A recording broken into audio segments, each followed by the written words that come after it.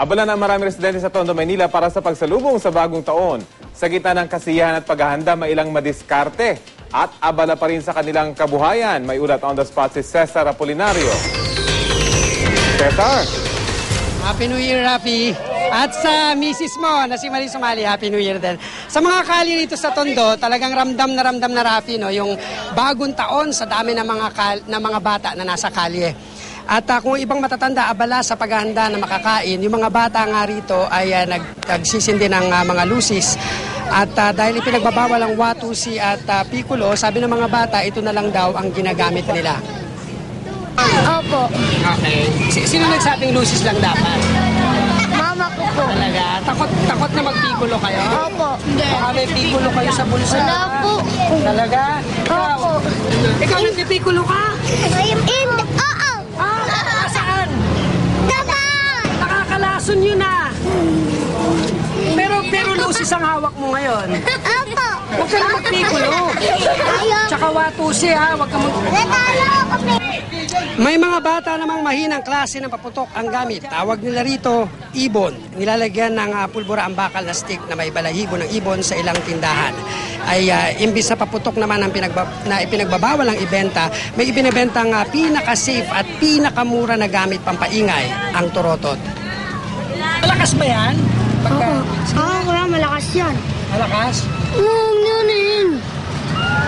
Pero nakakalason yan, di ba? Opo. Huwag mo isusuboy kamay mo. Ha? Oo. Ako, hindi nakikinig. Huwag mo susubo, ha? At dahil halos lahat ng mga residente rito ay kanya-kanya ng luto sa panghanda, may ilang negosyanteng pinili magtinda dahil mas bumibenta gaya ng tubig at LPG. Ayon kay Aling Rita, kung dati raw ay 15 kada araw ang naibebenta nilang LPG, ngayon ay triple na ang bentahan. Siyempre naman kasi mabili ngayon mga nagluluto sila ng pang Noche Buena. Okay, so magbili ho yung LPG ngayon? Oo, mabili ngayon. Kasi mamayang buwan sarado na kami. Anong oras po? Mga 8 siguro, sarado Ibig na kami. sabihin, Rafi, isa sa pinakahihintay rito sa Tondo ay ang ati-atihan, kaya umaga pa lang inihanda na ang mga gamit dahil sa hapon mag-iikot ang ati-atihan sa mga kalye rito sa Tondo. At Rafi, kanina lang ay nagsayawan ang mga bata rito, nag-ipon-ipon sila dahil nga pinatugtog yung cha-cha na pinasikat ni Raisa ng Itbulaga. At talagang kanya-kanyang kembot at cha-cha itong mga batang ito. Katunayan, nasa likod ko sila ngayon. Medyo nanggugulo yung mga bata rito.